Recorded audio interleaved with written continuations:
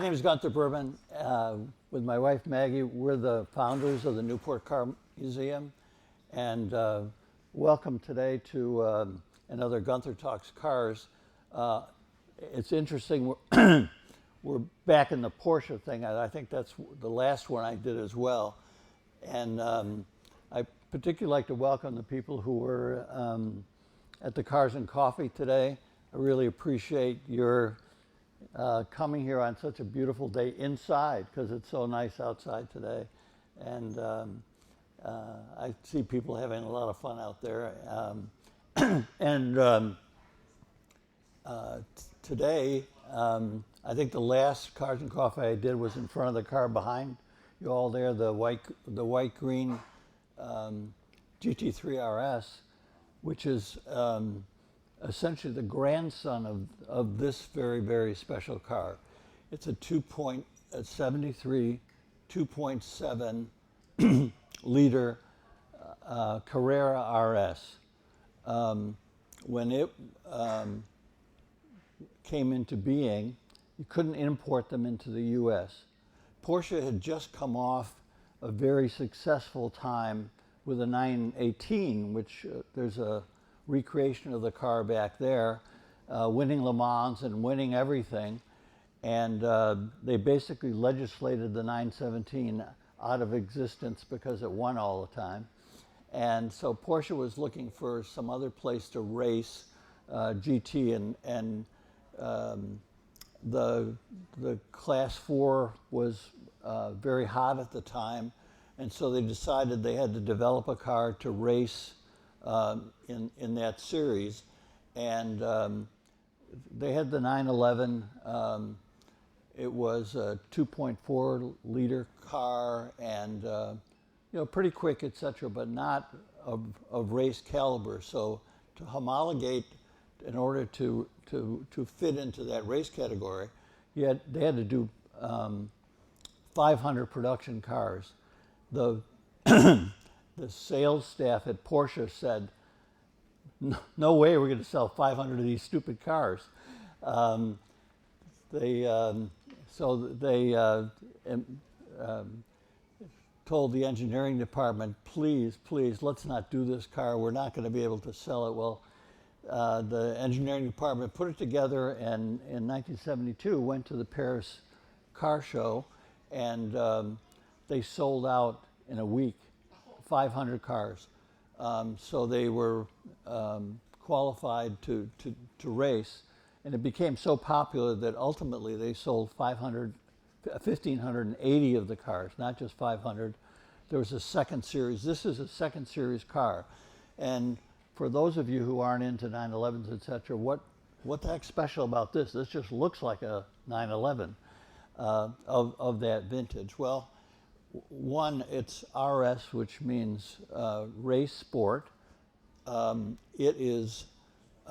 was done with lightweight windows, lightweight body shell, thinner steel,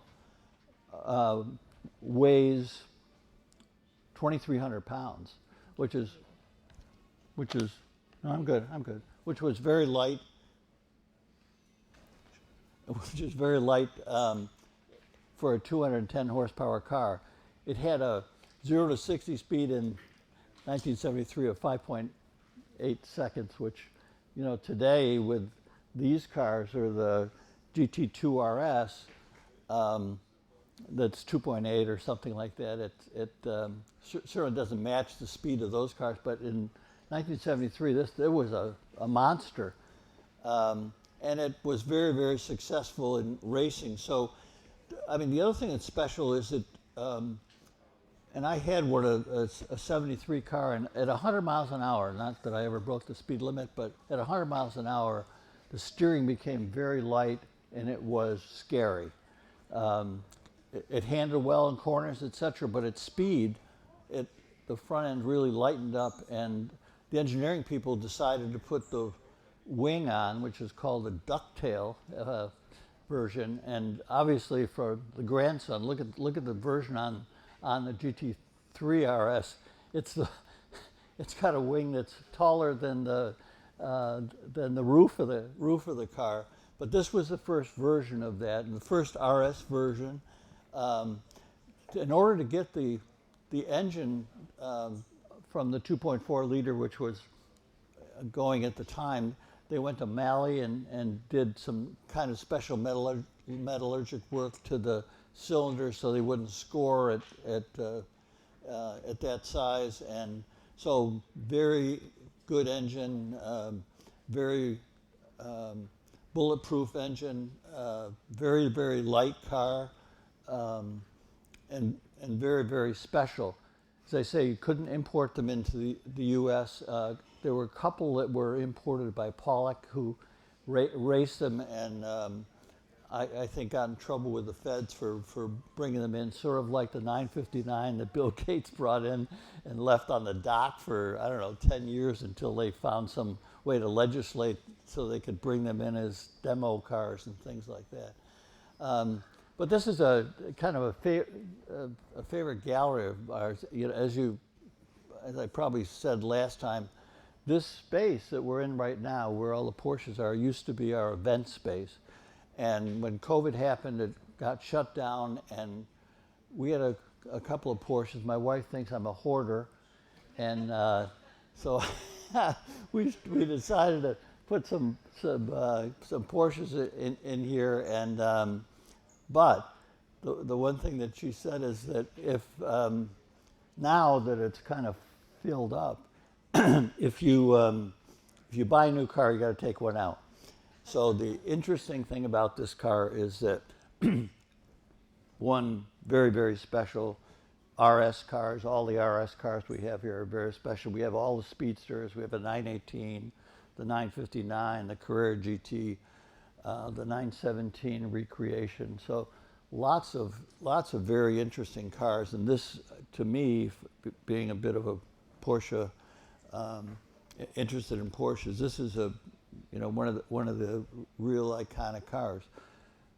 But when I found it about a month ago, it was out in California. It's Viper Green. Only 70 of these were done in Viper Green, and it's one of my obviously favorite colors. The GT2 RS is Viper Green. So I had another GT2 RS which was silver red. Beautiful car, but we had two of them, and I really bought it to drive it. I drove it a bit because it had 18-way comfort seats, and you can tell by how I fill out this chair, I needed 18-way comfort seats as opposed to the seats that are in that 918, which after about 15 minutes, your butt starts to hurt. And so I bought the car to drive. I drove it for a while, and they've become very valuable, the GT2 RSs, and it was where the yellow car is right now. So I found this car, which I thought was being the grandfather of this car and a very special Porsche that probably it would work out pretty well for the museum. And for the Porsche crazies, I probably made about 12 mistakes so far that they're going to correct me on when I finish this talk. But just to kind of confirm that I just didn't do something stupid, I went on ChatGPT. and so I put all the information in on the GT2 RS, the color, the VIN number, all the window sticker, the whole thing. And I put all the information I had, and there's a barrel of information where this car was raced in Italy, where it was restored, who owned it over the years, all this stuff. And I shoved it into ChatGPT. $39 a month, is that what it is? I don't know. But anyway, in it went. And now I think I'm talking to a real person because they really know a lot about this stuff. And so I put it all in, and I said, would you trade even for a GT2 RS? Would you trade even for this car? And we went through the whole series. They said, show me the pictures, show me the background, show me everything.